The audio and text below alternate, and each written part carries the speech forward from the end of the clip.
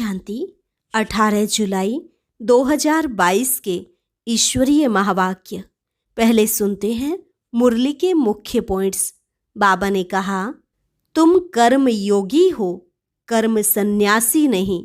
यह जो ऑर्गन्स मिले हैं वह कर्म करने के लिए ही मिले हैं, इसलिए सन्यास करना है तो विकारों का करो, कर्म का नहीं। सर्विस करते बीच बीच में बाप को याद करने की प्रैक्टिस करनी है। याद न करने से वह डेड साइलेंस की अनुभूति हो नहीं सकती। आत्मा एक शरीर छोड़ दूसरा लेकर पार्ट बजाती है तो इसमें दुख नहीं होना चाहिए। अगर ड्रामा को अच्छी रीति जान जाएं तो कभी दुख नहीं हो सकता, लेकिन ऐसी परिपक्व अवस्था अभी तक हुई नहीं है। बाबा ने कहा, बाहर दुनिया में भले कांटे हैं, लेकिन तुम अभी गार्डन के फूल बन रहे हो। स्वयं बाप बैठ तुमको पढ़ा रहे हैं। तुमने ड्रामा के आदि मध्य अंत को जान लिया है। यह भारत कभी हीरे जैसा था। सबसे बड़ा तीर्थ स्थान यही है। परम पिता परमात्मा जो सर्व का सद्गति दाता है, उनका जन्म भी भारत में ही होता है। तुम्हें इसी शुद्ध अहंकार में रहना है कि हम ईश्वरीय फैमिली के हैं। कल्प बाद फिर से बाबा आकर मिले हैं और हमें राज्य भाग्य का वर्षा देने के लायक बना रहे हैं। बड़ी खुशी रहनी चाहिए। और लास्ट में बाबा ने कहा, मैं निष्काम सेवाधारी हूँ। मैं तुम्हारा ओबीडिएंट सर्वेंट बनकर आया हूँ, क्योंकि तुम मोस्ट बिलवेड चिल्ड्रन हो ना। ऐसे निराकारी निरहंकारी बाप में कभी संशय न आए। और अब सुनते हैं महावाक्यों को विस्तार से। मुरली का सार। मीठे बच्चे, अभी तुम बाप की नज़र से निहाल होते हो। निहाल होना अर्थात स्वर्ग का मालिक बनना। प्रश्न, और संग तोड़ एक संग जोड़, इस डायरेक्शन को अमल में कौन ला सकता है? उत्तर, जिनकी बुद्धि में एम ऑब्जेक्ट क्लियर है। तुम्हारी एम ऑब्जेक्ट है मुक्ति धाम में जाने की। उसके लिए शरीर से भी बुद्धि योग निकालना पड़े। टोकी मूवी से भी परे साइलेंस में रहने का अभ्यास करो, क्योंकि तुमको साइलेंस अथवा निर्वाण में जाना है। गीत, जले न क्यों परवाना। ओम शांति। बच्चे जानते हैं हम किसकी नज़र के सामने बैठे हैं। तुम अपने पारलौकिक परम पिता परमात्मा की नज़र के सामने बैठे हो। तुम जानते हो इस बाबा की नज़र के सामने आने से हम 21 जन्म स्वर्ग का वर्षा पाते हैं। कभी कोई साधु संत के पास जाते हैं तो कहते हैं यह तो नज़र से निहाल कर देते हैं। अब नज़र से निहाल का अर्थ तो तुम ब्राह्मणों के सिवाय कोई समझ नहीं सकते। नज़र के सामने अब तुम बैठे हो। बाप की नज़र में बच्चे, बच्चों की नज़र में बाप है। बच्चे निहाल होते हैं बाप की नज़र से। बाप से ही वर्षा मिलता है। तुम हो बेहद के बच्चे। तुम नज़र के सामने बैठे हो। बरोबर 2 अक्षर सुन रहे हो। मुझे निरंतर याद करो तो तुम निहाल हो जाएंगे, अर्थात स्वर्ग के मालिक बन जाएंगे। बरोबर सेकंड में नज़र से निहाल कर मुक्ति और जीवन मुक्ति दे देते हैं। वह है निराकार परम पिता परमात्मा। जानते हैं ये है हमारे बच्चे आकर बने हैं, जिनको पक्का निश्चय है कि हम परम पिता परमात्मा की संतान हैं। वह जरूर स्वर्ग के मालिक बनेंगे। नज़र से निहाल भी होना है और स्वर्ग के मालिक भी बनना है। स्वर्ग में है बादशाही। यहाँ सब नर्क के मालिक हैं, अर्थात नर्क के निवासी हैं। उसमें भी नंबरवार पद हैं। भले अभी राजाई नहीं हैं, परंतु वह भी दिल में समझते हैं ना कि हम जयपुर के मालिक थे। लिखते भी हैं महाराजा ऑफ जयपुर, महाराजा ऑफ पटियाला। कहने में तो आता है ना, वह खुद भी जीते हैं, उनकी वंशावली भी जीती है। अभी वह भी प्रजा में आ गए हैं। अब तुम जानते हो हम श्रीमत पर फिर से दैवी स्वराज्य स्थापन कर रहे हैं। बाप ने समझाया है, यही भारत पावन था, अभी पतित बन पड़ा है। तुमको अब तीसरा नेत्र मिला है। आत्मा जानती है कि अभी हम एक परमपिता परमात्मा को याद करते हैं और उनसे ही वर्षा मिलता है। भगवान वाच भी है कि मुझे याद करो और संग तोड़ो, अपने शरीर से भी तोड़ो, अशरीरी बनो। पहले तुम अशरीरी आए थे, आत्माएं सब अशरीरी होती हैं। मूल वतन में अशरीरी होने के कारण आवाज नहीं होता है, इसलिए उनको निर्वाण धाम कहा जाता है। सूक्ष्म वतन में मूवी होती है, टॉकी, मूवी और साइलेंस। आगे मूवी नाटक भी थे, अभी टॉकी बन गए हैं। तुम बच्चों को साइलेंस सिखाई जाती है। तुम अपने स्वधर्म में टिको, घर को याद करो, टोक छोड़ना है, भुन भुन भी नहीं करनी है। अंदर में राम राम कहते हैं। अब बाप कहते हैं, बच्चे यह भी छोड़ो, तुमको वाणी से परे जाना है। यहाँ रहते टोकी और मूवी से परे जाना है। यह एम ऑब्जेक्ट बुद्धि में क्लियर है कि हमको मुक्ति धाम जाना है। बाबा मुक्ति, जीवन मुक्ति देते हैं। पहले आत्माएं सभी साइलेंस में जाती हैं, फिर हर एक को अपना अपना पार्ट बजाने आना है। देवी देवता धर्म वालों का अपना पार्ट, इस्लामी बौद्धी धर्म वालों का अपना पार्ट। यह सब बातें तुम बच्चों की बुद्धि में है। बाप के पास यह सारी नॉलेज है। जब तुमको सारी नॉलेज सुनाते हैं, आप समान बनाते हैं, तुम फिर औरों को आप समान बनाओ, ज्ञानी और योगी बनाओ। जो नॉलेज मेरे पास है वही तुमको देता हूँ, आत्मा ही ग्रहण करती है। नंबरवार पुरुषार्थ अनुसार नॉलेजफुल बन जाते हैं। कोई तो पूरे नॉलेजफुल बन जाते हैं, कोई कम पुरुषार्थ से इतने नॉलेजफुल नहीं बनते हैं। एम ऑब्जेक्ट तो यही लक्ष्मी नारायण है। अभी तुम नॉलेजफुल बनते हो। अब तुम जानते हो हम कहाँ से आए हैं, अब कहाँ जाना है, यह चक्र कैसे फिरता है, इसमें सब कुछ आ जाता है। जैसे बीज से झाड़ निकलता है, इनकी आयु कितनी बड़ी हो जाती है, फिर उनको जड़जड़ी भूत अवस्था कहा जाता है। अपने पास भी झाड़ था, वह एकदम सारा जड़जड़ी भूत हो गया तो काटना पड़ा। बनेन ट्री का मिसाल, यह भी वैरायटी धर्मों का झाड़ दिखाया है। पिछाड़ी तक थोड़े थोड़े आते रहते हैं। पहले जो पत्ते निकलते हैं वे बहुत शोभते हैं, क्योंकि सतो प्रधान होते हैं। फिर रजो तमो बन जाते हैं।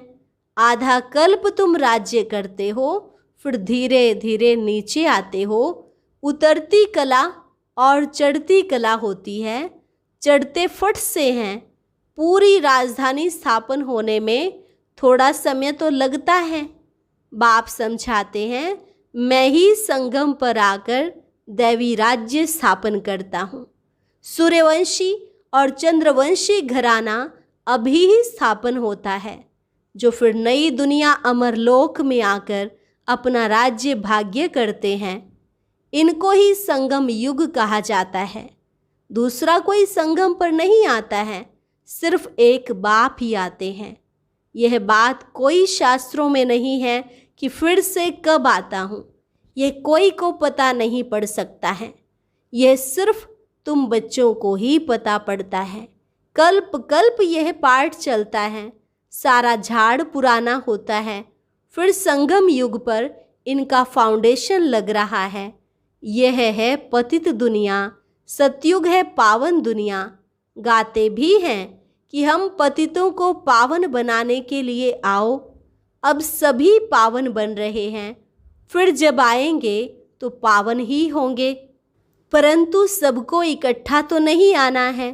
बाप कितना अच्छी रीति समझाते हैं।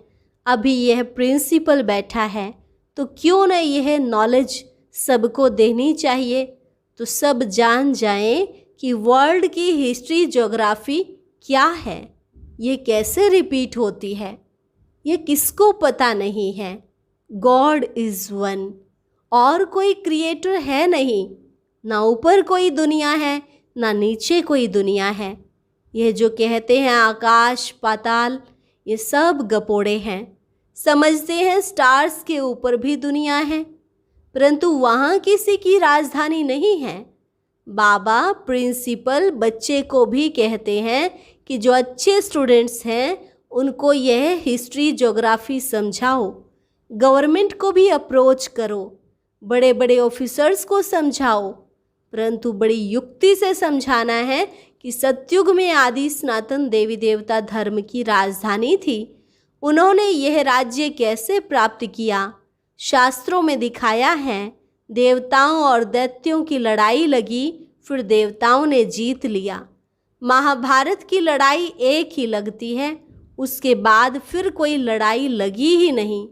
बाप कहते हैं स्कूलों में बच्चों को यह नॉलेज दो। कोई इन्वेंशन निकलती है तो पहले राजा को दिखाते हैं, फिर उन द्वारा वृद्धि को पाती है। यह आत्मा को सृष्टि चक्र के आदि मध्य अंत का ज्ञान मिलता है, जिससे 21 जन्मों के लिए चक्रवर्ती राजा बनते हैं। तुम्हारे में भी बहुत हैं जो पढ़े लिखे नहीं हैं।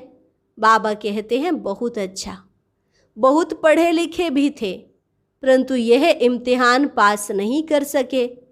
यहाँ तो सेकंड की बात है। सतयुग में लक्ष्मी नारायण का राज्य था, त्रेता में राम सीता का राज्य शुरू होता है, आधा कल्प के बाद भक्ति मार्ग शुरू होता है। धक्के खाने पड़ते हैं। मनुष्य कहते भी हैं ओ गॉड फादर, तो जरूर उनसे हेवन का वर्षा मिलना चाहिए। मनुष्य जब मरता है पूछा जाता है कहाँ गया, कहते हैं स्वर्ग सिधारा। वह समझते हैं आसमान में स्वर्ग है। कितने बेसमझ बन गए हैं। यह है ही कांटों का जंगल, भारत ही फूलों का बगीचा है। अब तुम फ्लावर बन रहे हो। बाप समझाते हैं कोई को भी दुख नहीं देना है। दुख दिया तो दुखी होकर मरेंगे, उच्च पद पा नहीं सकेंगे। तुम जानते हो हम बाबा के पास आए हैं सदा सुख का वर्षा पाने। तुम ब्राह्मण बने हो, ब्राह्मण सबसे उच्च गाए जाते हैं। ब्राह्मणों की निशानी है चोटी। अच्छा, ब्रह्मा का बाप कौन? वह है निराकार शिव। शिव बाबा और प्रजापिता ब्रह्मा है साकार। अब शिव बाबा की निशानी क्या रखें? परमपिता परमात्मा तो स्टार है, परंतु न जानने कारण बड़ा लिंग बना देते हैं। बिंदी की पूजा कैसे करें? रुद्र पूजा भी होती है। रुद्र शिव को बड़ा बनाते हैं और शालिग्राम छोटे छोटे बनाते हैं। कहते भी हैं भ्रिकुटी के बीच में स्टार है। आत्मा का भी साक्षात्कार होता है। जैसे आकाश में तारा टूटता है तो सारा सफ़ेद हो जाता है, वैसे आत्मा भी बिंदी है, आकर इतने बड़े शरीर में प्रवेश करती है, फिर कितना काम करती है। आत्मा इतनी छोटी जब शरीर से निकल जाती है तो फिर शरीर कोई काम नहीं कर सकता। कहेंगे मर गया। एक शरीर छोड़ दूसरा शरीर ले पार्ट बजाते हैं, फिर उसमें रोने की कोई दरकार ही नहीं है। परंतु जब ड्रामा को जाने तब ऐसे कहें। अब तुमको यह ज्ञान है कि हम यह पुराना शरीर छोड़ अपने निर्वाण धाम में जाएंगे। यह नॉलेज भी तुमको यहाँ है। फिर तो बड़े बड़े स्कूल कॉलेजों में जाकर बड़ों बड़ों को यह नॉलेज दो। तो भारत में सूर्यवंशी चंद्रवंशियों का राज्य था, जो अब नहीं है, फिर जरूर होगा। यह अनादि वर्ल्ड ड्रामा है, इनकी नॉलेज बच्चों में जरूर होनी चाहिए। यह नॉलेज होने से भारत स्वर्ग बन जाता है। अभी नॉलेज नहीं है तो भारत कंगाल है, फिर इस नॉलेज से भारत को स्वर्ग बनाते हैं। क्यों ना बच्चे भी यह नॉलेज लेकर हेवन के लायक बने। तुम भी बनो, किसको भी छोड़ना नहीं चाहिए। बाबा सर्विस की युक्तियां तो बहुत बताते हैं, करना तो बच्चों को है, बाप तो नहीं जाएगा। अच्छा, मीठे मीठे सिक्की लधे बच्चों प्रति माता पिता बाप दादा का याद प्यार और गुड मॉर्निंग। रूहानी बाप की रूहानी बच्चों को नमस्ते। रूहानी बच्चों की रूहानी बाप दादा को नमस्ते नमस्ते, गुड मॉर्निंग। धारणा के लिए मुख्य सार। पहली पॉइंट, अपने स्वधर्म में स्थित रहे साइलेंस का अनुभव करना है, क्योंकि अब वाणी से परे निर्वाण धाम में जाने का समय है। सुखदाता के बच्चे हैं, इसलिए सबको सुख देना है, किसी को भी दुख नहीं देना है। सच्चा फ्लावर बनना है, कांटों को फूल बनाने की सेवा करनी है। वरदान, सर्वशक्तियों से संपन्न बन, हर शक्ति को कार्य में लगाने वाले मास्टर सर्वशक्तिमान भव। सर्वशक्तियों से संपन्न बन, हर शक्ति को कार्य में लगाने वाले मास्टर सर्वशक्तिमान भव। जो बच्चे सर्वशक्तियों से सदा संपन्न हैं, वही मास्टर सर्वशक्तिमान हैं। कोई भी शक्ति अगर समय पर काम नहीं आती तो मास्टर सर्वशक्तिमान नहीं कह सकते। एक भी शक्ति कम होगी तो समय पर धोखा दे देगी, फेल हो जाएंगे। ऐसे नहीं सोचना कि हमारे पास सर्व शक्तियाँ तो हैं, एक कम हुई तो क्या हर्जा है।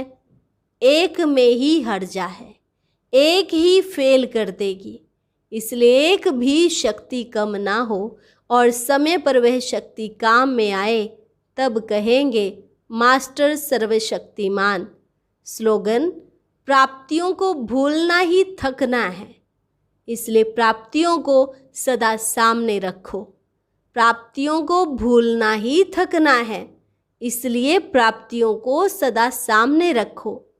अभी है मातेश्वरी जी के अनमोल महावाक्य। जब हम ओम शब्द का उच्चारण करते हैं तो ओम का अर्थ है मैं आत्मा हूँ और परमात्मा का बच्चा हूँ। यह शिव नाम सिर्फ एक ही परमात्मा का है। इस शब्द पर बहुत ही मनुष्य ऐसा प्रश्न पूछते हैं, परमात्मा तो सारी दुनिया का मालिक अथवा बाप है, उसे फिर शिव नाम से क्यों बुलाते हैं। अब इस राज को दुनिया नहीं जानती। परमात्मा का नाम है शिव, क्योंकि दुनिया में अनेक धर्म हैं, तो हर एक धर्म वाले परमात्मा को अपना अपना नाम देकर बुलाते हैं। कोई गॉड कहकर बुलाएंगे, कोई खुदा, कोई अल्लाह, कोई फिर शिव कहकर बुलाते हैं। वैसे भारत में परमात्मा शिव के नाम से गाया हुआ है, तो सारी दुनिया विलायत वाले शिव नाम से परमात्मा को कैसे मानेंगे। अब इस पर समझाया जाता है। वास्तव में परमात्मा का नाम शिव है, वो ज्योति स्वरूप है। उनकी यादगार प्रतिमा शिवलिंग रूप में पूजी जाती है। सो भी खास करके भारत में पूजा ज़्यादा होती है, क्योंकि परमात्मा का जन्म भारत खंड में हुआ, तो जरूर इस देश का ही नाम पड़ेगा। जरूर परमात्मा एक ही जगह आएगा ना। अगर विलायत की तरफ आएगा तो भारतवासी कैसे मानेंगे। परंतु भारत खंड का नाम बड़ा मशहूर है। यह अविनाशी अखंड गाया जाता है, इसलिए यहाँ खुद परमात्मा पधार गए हैं। और परमात्मा के महावाक्य हैं कि जब भारत पर अति धर्म ग्लानि होती है, तभी मैं अनेक अधर्मों का विनाश और सत धर्म की स्थापना करने आता हूँ। यह सारा कार्य मैं एक बार अवतरण धारण कर करता हूँ। तो परमात्मा का अवतरण भी भारत में हुआ। जहाँ कल्प पहले आए थे वहाँ ही फिर आना होता है। इसलिए भारत को अविनाशी खंड कहते हैं।